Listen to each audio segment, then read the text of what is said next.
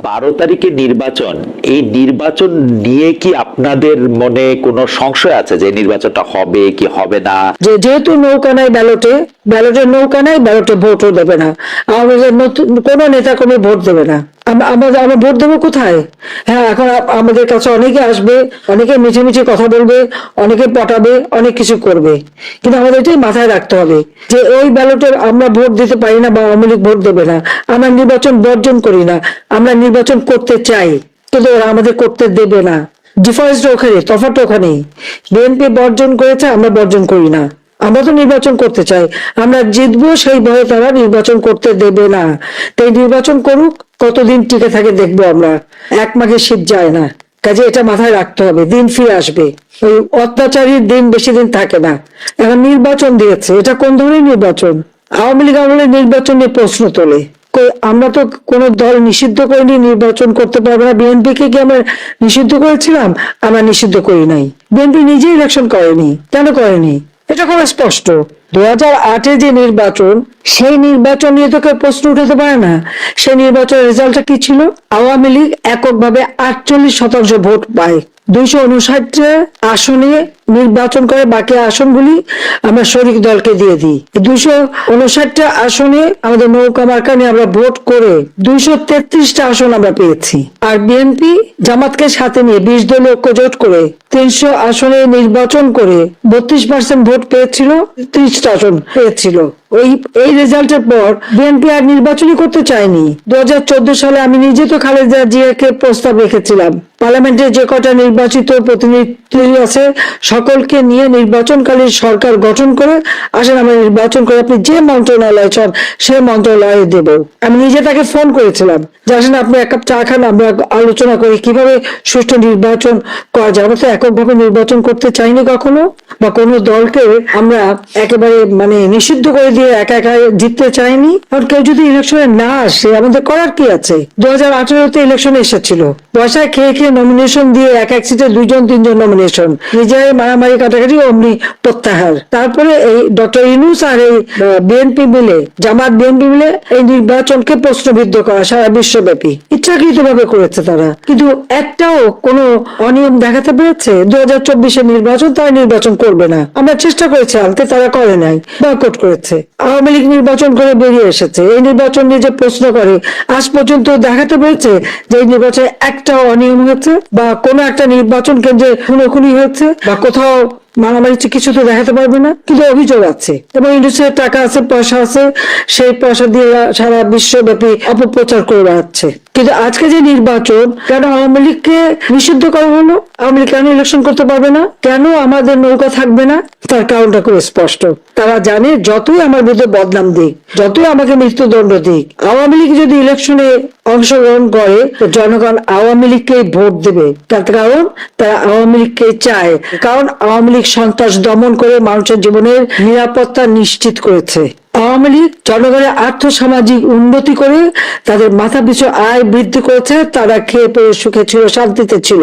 আওয়ামী লীগ রাস্তাঘাট, পুল, ব্রিজ সবকিছু উন্নতি করে মানুষের যোগাযোগ ব্যবস্থা সহজ করে দিয়েছে। আওয়ামী লীগ ক্ষমতা থেকে আমাদের তরুণ সমাজের জন্য এই ডিজিটাল বাংলাদেশ গড়ে তুলে একটা ইউনিয়ন পর্যায় পর্যন্ত যে কোনো একটা ছেলে মেয়ে ঘরে বসে বিদেশে কাজ করে খেতে পারতো, সেই সুযোগটা তারা করে দিয়েছে। আধুনিক প্রযুক্তি জ্ঞান সম্পন্ন তরুণ সমাজ আমরা গড়ে তুলছিলাম এবং তরুণদের কাজের জন্য স্টার্ট আপ প্রোগ্রাম, তার জন্য আলাদা ফান্ড, তাদের ট্রেনিং, আমরা computer training, incubation centre, hi tech park, বিভিন্ন প্রযুক্তি, স্যাটেলাইট বঙ্গবন্ধু 1 উৎক্ষেপণ, সেগুলি করে জীবন মান উন্নত করে দিয়েছিলাম। ফ্রিল্যান্সার আমরা ট্রেনিং দিয়েছি, লার্নিং অ্যান্ড আর্নিং, ভাষা শিক্ষা দিয়েছি। আমাদের বেকার সমস্যা আমরা দূর করেছিলাম, মাত্র 3% ছিল। যে কোনো একটা ছেলে নিজে একটু কাজ করে নিজে উদ্যোক্তা হয়ে সে করতে পারে। আজকে অর্থনীতির সম্পূর্ণ ধ্বংস, শেয়ার মার্কেটে লক্ষ কোটি টাকা পাঠিয়ে দিয়েছে বিদেশ, সব পাচার হচ্ছে, ব্যাংকের টাকা সব লুট করে খেয়ে যাচ্ছে। এখন ব্যাংকে টাকা গেলে তারা টাকা দিতে পারে না, ব্যবসায়ীরা পর্যন্ত পায় না, তার রানিং ক্যাপিটাল পর্যন্ত পায় না, একটার পর একটা সব বন্ধ হয়ে যাচ্ছে। এইরকম ভাবে একটা দেশকে কেউ হাতে তুলে ধ্বংস করে, তার মধ্যে এতটুকু দেশপ্রেম নেই। হ্যাঁ, আমাদের কষ্ট হচ্ছে আমাদের নেতা কর্মীদের, কারো ঘর নাই, বাড়ি নাই, বাড়িতে থাকতে পারে না, বা পরিবারের সাথে দেখা করতে পারে না, চিকিৎসা নিতে পারে না, তার উপর তাদের অত্যাচার নির্যাতন যেভাবে গায়ে হাত তুলছে, কারা কারা করছে সমস্ত নাম তালিকা করে রাখতে হবে। আর আমার বিরুদ্ধে তো একটা তো হচ্ছে প্রায় 400-র উপরে মামলা, হত্যা, আমি হত্যা করেছি, তার উপর আবার মৃত্যুদণ্ড দিয়েই দিয়েছে। তা এখন আর ভয় কিসের? এই শাস্তি তো পেয়ে গেছি। এবার ওই নির্বাচন সবাইকে বলে দিতে হবে জনগণকে যে আপনাদের ভোট কেন্দ্রে যাওয়ার দরকার নাই, ভোট তোমরা নিজেরা ঘোষণা দিয়ে নেবে, তারপরে তাদের নির্বাচনে কি হয় সেটা আমরা দেখবো। এরপরে সরকার গঠন কারা করে আর কিভাবে চলে সেটা আমরা দেখবো। এই দেশটি গত 16 বছর যেই স্বৈরাচার পালিয়ে গিয়েছে, যেই স্বৈরাচারকে বাংলাদেশের জনগণ বিতাড়িত করেছে আন্দোলনের মাধ্যমে, সেই স্বৈরাচার এই দেশের প্রত্যেকটি ক্ষেত্রকে কিভাবে ধ্বংস করে দিয়ে গিয়েছে এটি আমরা জীবনের পরতে পরতে অনুভব করতে পারি। কিভাবে দেশের অর্থনৈতিক ব্যবস্থা ভেঙে দিয়ে গিয়েছে, কিভাবে দেশের আইন শৃঙ্খলা ভেঙে দিয়ে গিয়েছে, কিভাবে দেশের শিক্ষা ব্যবস্থাকে ধ্বংস করে দিয়ে গিয়েছে, কিভাবে দেশের স্বাস্থ্য ব্যবস্থাকে ধ্বংস করে দিয়ে গেছে, কিভাবে দেশের প্রাকৃতিক অবস্থাগুলোকে, নদী নালা খাল বিল বন জঙ্গলকে ধ্বংস করে দিয়ে গিয়েছে, কিভাবে দেশের কৃষি যেটাই বলি না কেন সবকিছুকে যেভাবে ধ্বংস করে দিয়ে গিয়েছে, এর ভুক্তভোগী কিন্তু এই দেশের মানুষ। এখন একটি রাজনৈতিক দল হিসাবে এবং এই মুহূর্ত পর্যন্ত আত্মবিশ্বাসের সঙ্গে আমরা বলতে পারি বাংলাদেশের জনপ্রিয় রাজনৈতিক দল হিসাবে বিএনপির দায়িত্ব হচ্ছে দেশকে সঠিকভাবে পরিচালনা করা। দেশের মানুষ যখন বিএনপিকে দেশের দায়িত্ব পরিচালনার দায়িত্ব দেবে। প্রিয় ভাই বোনেরা, যেদিন স্বৈরাচার পালিয়ে যায় আমাকে মহাসচিব সাহেব তখন ফোন করলেন, ফোন করে বললেন যে জাতীয় সরকার গঠিত করলে ভালো হয় কিনা অথবা আমরা জাতীয় সরকারে যাব কিনা। তখন বিভিন্ন রকম একটা হেফাজত কন্ডিশন। আমি তখন বলেছিলাম যে আমরা জনগণের রায় মাথা পেতে নেব, আমরা জনগণের কাছে যাব, আমরা জনগণ যে সিদ্ধান্ত দেবে তাই আমরা মাথা পেতে নেব। কাজেই আমি সেই মুহূর্তে মনে করেছিলাম যে জাতীয় সরকারে আমরা যাব না, আমাদের লক্ষ্য আমাদের উদ্দেশ্য সবকিছু নিয়ে আমরা জনগণের সামনে দাঁড়াবো। আমরা স্লোগানে বলি যে জনগণই আমাদের সকল ক্ষমতার, রাজনৈতিক ক্ষমতার উৎস। কাজে জনগণই যদি আমাদের রাজনৈতিক ক্ষমতার উৎস হয়ে থাকে তাহলে কেন আমরা জনগণের সামনে গিয়ে দাঁড়াবো না? আমাদের লক্ষ্য বলবো দেশকে নিয়ে, জনগণকে নিয়ে, আমাদের উদ্দেশ্য বলবো দেশকে নিয়ে, জনগণকে নিয়ে, এবং জনগণ যে সিদ্ধান্ত দিবে আমরা মাথা পেতে সে সিদ্ধান্ত নিব। প্রিয় ভাই বোনেরা, তোমাদের নিশ্চয়ই মনে আছে আজকে থেকে প্রায় 3 বছর আগে বাংলাদেশে তখনও স্বৈরাচার বিপুল দাপটে এই দেশকে, দেশের মানুষের বাক স্বাধীনতার গলা টিপে রেখেছে, দেশের মানুষের রাজনৈতিক অধিকারের গলা টিপে রেখেছে। কিন্তু সেই রক্তচক্ষুকে উপেক্ষা করে আমরা দেশের মানুষের সামনে সংস্কার প্রস্তাব দিয়েছিলাম, যেটি 31 দফা হিসেবে পরিচিত সকলের কাছে, তাই নয়? মনে আছে নিশ্চয়ই তোমাদের।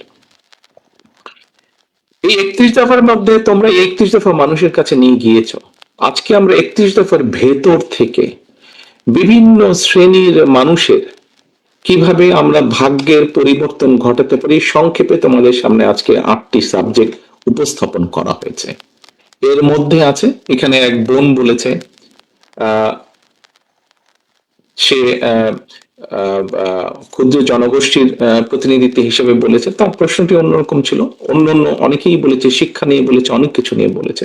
দেখো, বাংলাদেশ যখন 1971 সালে স্বাধীন হয়, সেই স্বাধীনতা যুদ্ধে লক্ষ লক্ষ মানুষ যুদ্ধ করেছে, লক্ষ লক্ষ মানুষ প্রাণ দিয়েছে যুদ্ধে। অর্থাৎ দেশটি স্বাধীন করার জন্য কিন্তু লক্ষ লক্ষ মানুষকে এক কাতারে এসে দাঁড়াতে হয়েছে। আজকে আমরা দেশ গড়ার পরিকল্পনা, এই কাজটি যদি আমাদেরকে সফল করতে হয়, সারাদিন যে সকল বিষয় নিয়ে তোমরা আলোচনা করলে, এই কাজগুলোকে নিয়ে যদি আমাদের সফল করতে হয়, অর্থাৎ দেশকে যদি সামনে নিয়ে যেতে হয়, মানুষকে যদি তার অবস্থান পরিবর্তন করে ভালো অবস্থানে নিতে হয়, তাহলে আমাদের সকলকে কাঁধে কাঁধ মিলিয়ে কাজ করতে হবে। আমি গত 5ই আগস্টের পর থেকে আমি গত প্রায় 1 বছরের বেশি সময় ধরে বলে আসছি যে আমাদের সামনের সময়গুলো কিন্তু খুব ভালো নয়। সামনে অনেক কঠিন সময়ে অপেক্ষা করছে আমাদের জন্য। বিভিন্নভাবে বিভিন্ন রকম ষড়যন্ত্র বিভিন্ন জায়গায় হচ্ছে। এই ষড়যন্ত্র রুখে দিতে পারে এই দেশের জনগণ, এবং এই ষড়যন্ত্র জনগণকে নিয়ে সাথে রুখে দিতে পারে বিএনপি, বাংলাদেশ জাতীয়তাবাদী দল। এই ষড়যন্ত্র রুখে দেবার একমাত্র উপায় হচ্ছে গণতন্ত্র, গণতন্ত্র এবং গণতন্ত্র।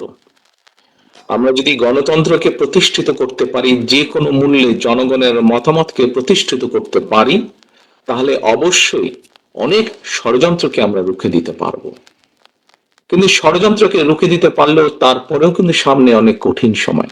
একটু আগেই আমি বলেছি, এবং তোমরা নিজেরাও জানো, তোমরা আজকে ছাত্র দলের প্রতিনিধি হিসাবে এখানে প্রত্যেকে উপস্থিত আছো, ছাত্র হিসাবে তোমাদের নিজেদের ধারণা আছে।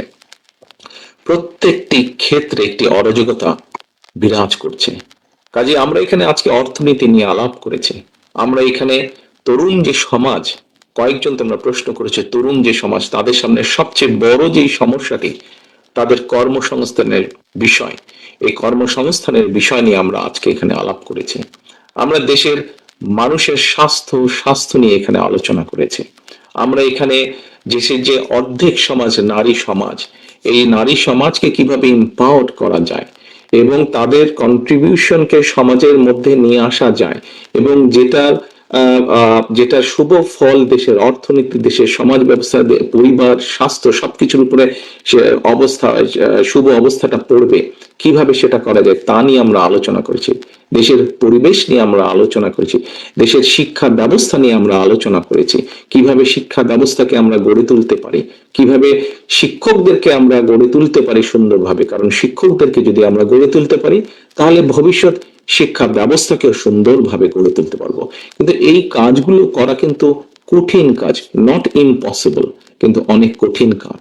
এবং দেশ এবং জাতিকে যদি নেতৃত্ব দিতে হয়, তাহলে অবশ্যই একটি পরিকল্পনা আমাদের সামনে থাকতে হবে। প্রিয় ভাই বোনেরা, তোমরা আজকে যখন এই হলে এসে বসেছো, তোমাদের আলোচনা শুরু হয়েছে, তোমাদের আলোচনা শুরু হওয়ার সময় তোমাদেরকে প্রত্যেকে একটা করে ফোল্ডার দেওয়া হয়েছে, এবং কিছুক্ষণ পরে, খুব সম্ভবত লাঞ্চের পরে, তোমাদের সকলকে আলাদা আবার হাতে হাতে একটা লিফলেট দেওয়া হয়েছে না তোমাদের? সেই লিফলেটের মধ্যে কি আছে? সেই লিফলেটের মধ্যে কি আছে আমি বলছি। আলাদা একটি লিফলেট তোমাদেরকে দেওয়া হয়েছে। এখানে সোহেল, আজকে যে অনুষ্ঠান পরিচালনা করছে আমাদের জয়েন্ট সেক্রেটারি সোহেল, তার বক্তব্যে সোহেল কিন্তু একটি গুরুত্বপূর্ণ কথা বলেছে।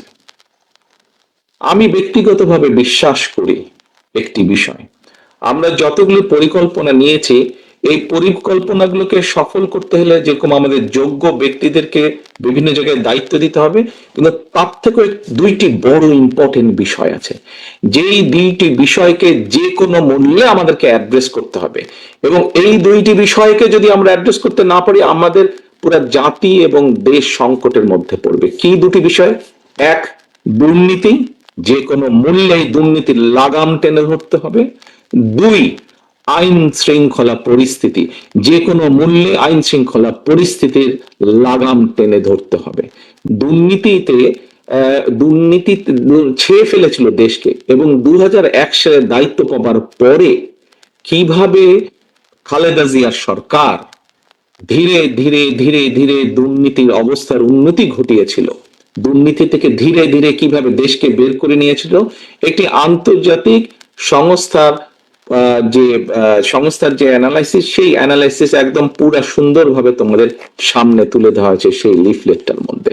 কাজেই আমরা দৃঢ়ভাবে, অত্যন্ত আত্মবিশ্বাসের সঙ্গে বলতে পারি, এই বাংলাদেশে যদি দুর্নীতির লাগাম টেনে ধরতে পারে, তাহলে একমাত্র বাংলাদেশ জাতীয়তাবাদী